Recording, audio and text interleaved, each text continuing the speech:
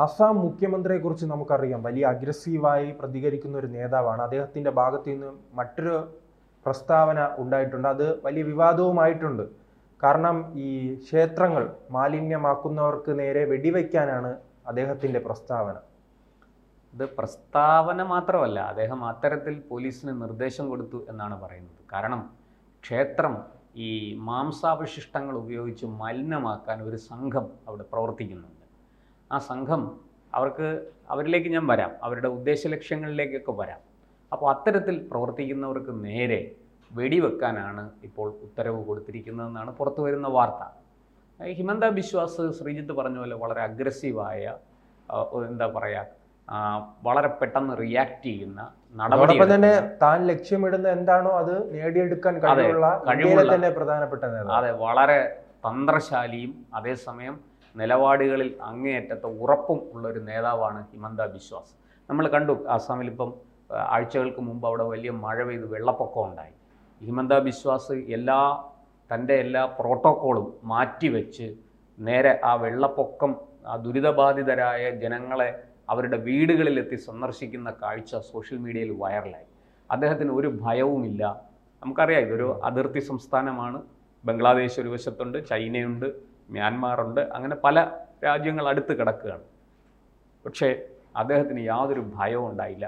അദ്ദേഹം വളരെ കൃത്യമായിട്ട് ഈ കാൽനടയായി ആ വെള്ളത്തിൽ കൂടെ തന്നെ ചവിട്ടി സഞ്ചരിച്ച്, മുട്ടോളം വെള്ളമുണ്ട്, അവിടെ കൂടെ സഞ്ചരിച്ച് വീടുകളിലെത്തുന്നു, ആൾക്കാരെ ആശ്വസിപ്പിക്കുന്നു, അവർ കൊടുക്കുന്ന നിവേദനം വാങ്ങുന്നു, അപ്പോൾ തന്നെ കൂടെയുള്ള ഉദ്യോഗസ്ഥന്മാർക്ക് അത് കൈമാറുന്നു, നടപടിയെടുക്കാൻ ശുപാർശ ചെയ്യുന്നു. അവർക്ക് റേഷൻ കാർഡ് നഷ്ടപ്പെട്ടവർക്ക് പിന്നെ അരിയും ഗോതമ്പും ഒക്കെ കൊടുക്കാനുള്ള കാര്യങ്ങൾ ചെയ്യുന്നു. അങ്ങനെ വലിയ രീതിയിൽ ജനങ്ങളുടെ ഇടയിൽ പ്രവർത്തിക്കുന്ന ഒരു ജനകീയനായ നേതാവാണ് ഹിമന്ത ബിശ്വാസ്. അദ്ദേഹം ഇപ്പോൾ ആസാമിൻ്റെ മുഖ്യമന്ത്രിയാണ്. നമുക്കറിയാം, അദ്ദേഹം കോൺഗ്രസിൻ്റെ ഉപമുഖ്യമന്ത്രിയായിരുന്നു. അവിടെ നിന്ന് ഈ രാഹുൽ ഗാന്ധിയുടെ അപമാനവും പരിഹാസവും ഒക്കെ സഹിക്കാൻ വയ്യാതെയാണ് അദ്ദേഹം കോൺഗ്രസ് വിട്ട് BJPയിലേക്ക് വരുന്നത്. സർബാനന്ദ് സോനോവാളിൻ്റെ കീഴിൽ അദ്ദേഹം ഒരു സുപ്രധാന വകുപ്പിൻ്റെ ചുമതല വഹിച്ചുകൊണ്ട് മന്ത്രിയായിരുന്നു. പിന്നീട് അടുത്ത തിരഞ്ഞെടുപ്പിൽ വീണ്ടും അദ്ദേഹം ജയിച്ച് അദ്ദേഹത്തെ BJP മുഖ്യമന്ത്രിയാക്കി. സർബാനന്ദ് സോനോവാളിനെ കേന്ദ്രമന്ത്രിസഭയിലേക്കും കൊണ്ടുവന്നു. ഈ ആസാമിൽ പൊതുവെ വലിയ തോതിൽ ഹിന്ദു മുസ്ലിം ഒരു എന്താ പറയേണ്ട വിഭാഗീയത നിലനിൽക്കുന്ന സ്ഥലമാണ്. മതത്തെ വളരെ തന്ത്രപരമായിട്ട് ഉപയോഗിക്കുന്ന രാഷ്ട്രീയക്കാർ ഉപയോഗിച്ചിരുന്ന ഒരു ചരിത്രവും ആസാമിനുണ്ട്. നമുക്കറിയാം, ആസാമിലാണ് ഈ ബോഡോ തീവ്രവാദികളുടെ പ്രശ്നം ഉണ്ടായിരുന്നത്. അതുപോലെ ഈ ചൈന വലിയ തോതിൽ ആസാം അടക്കമുള്ള വടക്ക് കിഴക്കൻ സംസ്ഥാനങ്ങളിലേക്ക് കടന്നു കയറുകയും അവിടെയെല്ലാം വിദ്വേഷത്തിൻ്റെയും വിഘടനവാദത്തിൻ്റെയും വിത്തുകൾ വിതയ്ക്കുകയും ചെയ്തിരുന്നു. അവിടെ ഈ തീവ്രവാദികളെ വാർത്തെടുക്കാൻ ചൈന വലിയ തോതിൽ ശ്രമിച്ചിരുന്നു.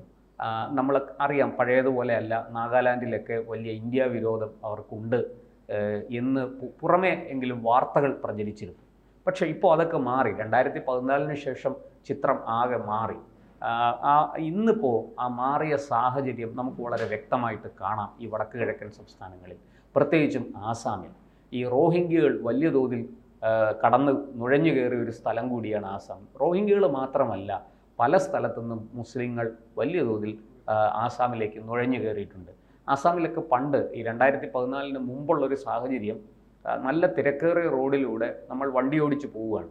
വളരെ പെട്ടെന്ന് ഈ നിസ്കാര സമയമായി ബാങ്ക് വിളി മുഴങ്ങിയാൽ അപ്പോൾ തന്നെ ആൾക്കാർ, ഓട്ടോയൊക്കെ ഓടിച്ചുകൊണ്ടിരിക്കുന്നത് ഒരു മുസ്ലിം വിശ്വാസിയാണ് ആ ഡ്രൈവറെങ്കിൽ, അയാൾ ഓട്ടോ നിർത്തിയിട്ട് റോഡിൽ ഒരു തുണിയെടുത്ത് വിരിച്ചിട്ട് അവിടെ നിന്ന് നിസ്കരിക്കുന്ന കാഴ്ച, ഒരുപാട് അത്തരം ചിത്രങ്ങൾ നമുക്ക് പുറത്തു വന്നിട്ടുണ്ട്. അത് സോഷ്യൽ മീഡിയയിലൂടെയൊക്കെ വലിയ രീതിയിൽ നമ്മൾ അത് കണ്ടിട്ടുമുണ്ട്.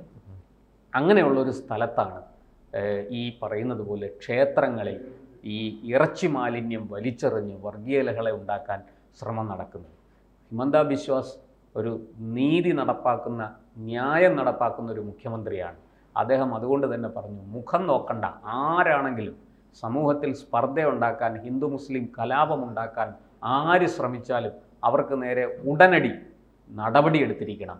ഇതുപോലെ ക്ഷേത്രത്തിലേക്ക് മാലിന്യം വലിച്ചെറിയാൻ ശ്രമിക്കുന്നവർ, മാലിന്യവും കൊണ്ട്, ഇറച്ചി മാലിന്യവുമായിട്ട് ക്ഷേത്രങ്ങളെ സമീപിക്കുന്നവരെ കൃത്യമായിട്ട് വെടിവെച്ചു കൊള്ളുക, അവരെ തടയാൻ സാധിച്ചില്ലെങ്കിൽ അവരെ വെടിവെക്കുക എന്ന നിർദ്ദേശം പോലീസിന് കൊടുത്തിട്ടുണ്ട്. ഈ നമുക്കറിയാം, ഇപ്പോൾ ഉത്തർപ്രദേശ് ആയാലും രാജസ്ഥാൻ ആയാലും ഈ ആസാം ആയാലും പല സംസ്ഥാനങ്ങളിലും കോൺഗ്രസും അവരോടൊപ്പം നിൽക്കുന്ന പാർട്ടികളും ഭരിച്ച് അവിടെ ക്രമസമാധാന നില തകർക്കുകയും ഗുണ്ടാസംഘങ്ങൾ വളരുകയും വലിയ രീതിയിൽ തന്നെ വർഗീയ കലാപങ്ങൾ നടക്കുകയും ചെയ്യുന്ന ഒരു സ്ഥലമാണ്. അവിടെ നിന്നും വലിയ രീതിയിൽ ഇത്തരം ശക്തമായ നടപടികളിലൂടെ മാറ്റങ്ങൾ കൊണ്ടുവരാൻ എന്തായാലും ഈ യോഗിക്കും ഈ ഹിമന്തയ്ക്കെല്ലാം വലിയ രീതിയിൽ കഴിഞ്ഞിട്ടുണ്ടല്ലേ? തീർച്ചയായിട്ടും. ഇവിടെ ഈ ഹിമന്ത ബിശ്വാസ് ഇപ്പോൾ വെടിവെക്കാൻ പറഞ്ഞു. സാധാരണ ഈ പോലീസ് വെടിവെക്കാൻ ഉത്തരവ് RDOയോ കളക്ടറോ ഒക്കെ കൊടുത്തു കഴിഞ്ഞാൽ പോലീസ് ആദ്യം വെടിവെക്കുന്നത് മുട്ടിന് താഴെയാണ്. പിന്നീട് മാത്രമേ ആ മോബ് പിരിഞ്ഞു പോകുന്നില്ലെങ്കിൽ മാത്രമേ അവർ മറ്റ് ഇതിലേക്ക് നിറയൊഴിക്കുകയുള്ളൂ. ഇതിപ്പോൾ വളരെ കൃത്യമാണ്. പോലീസിന് വെടിവെക്കാൻ ഒരു നിർദ്ദേശം കൊടുക്കുന്ന തരത്തിലാണ് അദ്ദേഹം പറഞ്ഞിരിക്കുന്നത്. എന്തായാലും ഒരു കാര്യം സത്യമാണ്, ഇനി ആസാമിൽ ഒരു വർഗീയ ലഹള ഉണ്ടാകാൻ ഹിമന്ത ബിശ്വാസ് അനുവദിക്കില്ല. ഒരു ഹിന്ദു മുസ്ലിം സംഘർഷം, കലാപം അത് ഇനി ആസാമിൽ നടക്കില്ല. ഒരു തരത്തിലുള്ള വിഘടനവാദത്തെയും വച്ചു പൊറുപ്പിക്കില്ല. അത് അദ്ദേഹം തീരുമാനിച്ചു. ഇത് ഈ ദുബ്രി ജില്ലയിലാണ് ഈ സംഭവം ഉണ്ടായിരിക്കുന്നത്. അദ്ദേഹം അവിടെ സന്ദർശിച്ചു. ഈ പെരുന്നാളിനോടനുബന്ധിച്ചാണ് അവിടെ ഈ പറഞ്ഞതുപോലെ അവിടെ ഒരു ഹനുമാൻ ക്ഷേത്രത്തിലാണ് ഈ ഇറച്ചി മാലിന്യം വലിച്ചെറിയാനായിട്ട് ശ്രമിച്ചത്. അത് ശ്രമിച്ചത് ആരാണ് എന്ന് വ്യക്തമായിട്ട് വാർത്തകൾ പുറത്തു വന്നിട്ടില്ല. എന്തായാലും ശ്രമിച്ചവരെയൊക്കെ പോലീസ് ഐഡൻറ്റിഫൈ ചെയ്തിട്ടുണ്ട്, തിരിച്ചറിഞ്ഞിട്ടുണ്ടെന്നാണ് ലഭിക്കുന്ന ഒരു സൂചന. അപ്പോൾ തന്നെ അദ്ദേഹം പറഞ്ഞു, നിങ്ങൾ ഇനി ഇത്തരത്തിൽ ആരെങ്കിലും പെരുമാറിയാൽ അവർക്ക് നേരെ മുട്ടിന് താഴെ വെടിവെക്കുക, നിറയൊഴിക്കുക എന്നുള്ളതാണ്. അത് പോലീസിൻ്റെ രീതിയാണ്. കുഴപ്പമുണ്ടാക്കാൻ വരുന്ന നമ്മുടെ പൗരന്മാരുടെ ജീവനും സ്വത്തിനും അപകടമുണ്ടാക്കാൻ വരുന്ന അതൊരു മോബാണെങ്കിൽ, ഒരു ആൾക്കൂട്ടമാണെങ്കിൽ കൂടി അതിനെ വേറെ നിവൃത്തിയൊന്നുമില്ല നേരിടാൻ. ആദ്യം മര്യാദയ്ക്ക് പറഞ്ഞു നോക്കുക, ലാത്തി ചാർജ് ചെയ്ത് നോക്കുക, ബലം പ്രയോഗിക്കുക. അവിടെ ഒന്നും അവർ വഴങ്ങുന്നില്ലെങ്കിൽ മുട്ടിന് താഴെ വെടിവെക്കുക എന്നുള്ളതാണ് പോലീസിൻ്റെ രീതി. അത് അവർ ചെയ്യും. ഈ പറഞ്ഞതുപോലെ ഇനി അവിടെ ഒരു കലാപം ഉണ്ടാക്കാൻ ഒരു കാരണവശാലും അദ്ദേഹം അനുവദിക്കില്ല എന്ന് തീർച്ചയാണ്. എന്ന് മാത്രമല്ല, ഈ ക്ഷേത്രങ്ങൾക്കെതിരെ ഇത്തരം ഈ ഇറച്ചി മാലിന്യം വലിച്ചെറിഞ്ഞ് ക്ഷേത്രങ്ങളെ അശുദ്ധമാക്കുന്നവർക്കെതിരെ കർശന നടപടി, മറ്റ് നിയമ നടപടികൾ സ്വീകരിക്കാനും അദ്ദേഹം നിർദ്ദേശം കൊടുത്തിട്ടുണ്ട്. അദ്ദേഹം പറയുന്നത്, ഇത്തരത്തിൽ ക്ഷേത്രങ്ങൾക്ക് നേരെ ഈ ഇറച്ചി മാലിന്യം വലിച്ചെറിഞ്ഞ് ആസാമിൽ വർഗീയ കലാപം ഉണ്ടാക്കാൻ വേണ്ടി ഒരു വർഗീയ സംഘം തന്നെ ഇറങ്ങിയിട്ടുണ്ട്. കാരണം അവിടെ ഭാവിയിൽ തിരഞ്ഞെടുപ്പൊക്കെ വരേണ്ടതാണ്. ആ സമയത്ത് ഈ പറഞ്ഞതുപോലെ ശ്രീജിത്ത് നേരത്തെ ചൂണ്ടിക്കാണിച്ചതുപോലെ എന്ത് വില കൊടുത്തും ആസാമിൻ്റെ ഭരണം പിടിക്കാൻ വേണ്ടി കോൺഗ്രസും സഖ്യകക്ഷികളും ശ്രമിച്ചുകൊണ്ടിരിക്കുകയാണ്. ഒപ്പം അവർക്ക് ചൈന പോലെയുള്ള രാജ്യങ്ങളിൽ നിന്ന് പിന്തുണ കിട്ടുന്നുണ്ടോ എന്ന സംശയവും ജനങ്ങൾക്കുണ്ട്. കാരണം ചൈന മാത്രമല്ലല്ലോ, അവിടെ ആ രാജ്യത്ത് നാം ബംഗാളിൽ കാണുന്ന ഒരു കാഴ്ച ഉണ്ടല്ലോ, ബംഗ്ലാദേശികൾക്ക് ഈ വോട്ടർ ID കാർഡും നൽകി ജനാധിപത്യത്തെ തകർക്കുന്ന രീതി ഈ ആസാമിലും നിലനിൽക്കുന്നുണ്ട്. അല്ല, ആസാമിലേക്കും സംഭവിക്കുന്നത് എന്താണെന്ന് വെച്ചാൽ, ഈ ബംഗാളിലേക്ക് വരുന്ന ആൾക്കാർ അവിടെ നിന്ന് നേരെ ആസാം പോലെയുള്ള സംസ്ഥാനങ്ങളിലേക്ക് പോവുകയാണ്. കാരണം ചോദിക്കുമ്പോൾ എന്താ ബംഗാളിയാണ്, ആസാമി ഭാഷ സംസാരിക്കുന്ന ഇത് ഈ ഭാഷകൾ തമ്മിൽ വലിയ വ്യത്യാസമൊന്നുമില്ല. അതുകൊണ്ട് തന്നെ ബംഗാളി ഭാഷ സംസാരിക്കുന്നവർക്ക് ആസാമി ഭാഷയും സംസാരിക്കാൻ കഴിയും. ഇപ്പോൾ ചോദിക്കുമ്പോൾ ബംഗാളിയാണെന്ന് മറുപടി പറയും, പക്ഷേ യഥാർത്ഥത്തിൽ ബംഗ്ലാദേശിയാണ്. ഇത് ഒരു വലിയ വിഷയം തന്നെയാണ്. നമുക്കറിയാം, ഈ കഴിഞ്ഞ ദിവസം കഴിഞ്ഞ പാർലമെൻറ്റ് സമ്മേളനത്തിൽ അമിത്ഷാ ഒരു കണക്കുകൾ ഉദ്ധരിച്ചുകൊണ്ട് പറഞ്ഞതാണ്, ബംഗാളിലെ MP-മാരൊന്നും, തൃണമൂലിൻ്റെ MP-മാരൊന്നും ഒരു അക്ഷരം മിണ്ടിയില്ല, അവർക്ക് മറുപടി ഇല്ലാതായിപ്പോയി. കാരണം എന്താണെന്ന് വെച്ചാൽ, ഈ 24 പർഗാന ജില്ലയുണ്ട്, 24 നോർത്ത് പർഗാന ജില്ല. ആ ജില്ലയിലേക്കാണ് ഏറ്റവും കൂടുതൽ ആൾക്കാർ നുഴഞ്ഞു കയറുന്നത്. ആ ജില്ലയിൽ നുഴഞ്ഞു കയറിയ ആൾക്കാരാണ് ഏറ്റവും കൂടുതൽ കുറ്റകൃത്യങ്ങളിൽ പെടുന്നത്. അതിൻ്റെ കണക്കുകൾ ഉദ്ധരിച്ചുകൊണ്ടാണ് അമിത്ഷാ സംസാരിച്ചത്. അതുകൊണ്ട് തന്നെ പ്രതിപക്ഷത്തിന് നാവെടുക്കാൻ സാധിച്ചില്ല.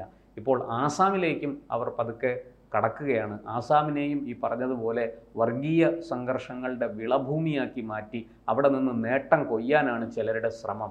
അത് എന്തായാലും ഹിമന്ത ബിശ്വാസും BJP സർക്കാരും അത് അനുവദിച്ചു കൊടുക്കില്ലെന്ന് തീർച്ചയാണ്. എന്ത് വില കൊടുത്തും അതിനെ നേരിടും, അതിനെ ആടിച്ചമർത്തും എന്ന് തന്നെയാണ് ഹിമന്ത ബിശ്വാസ് ഇപ്പോൾ പറയുന്നത്.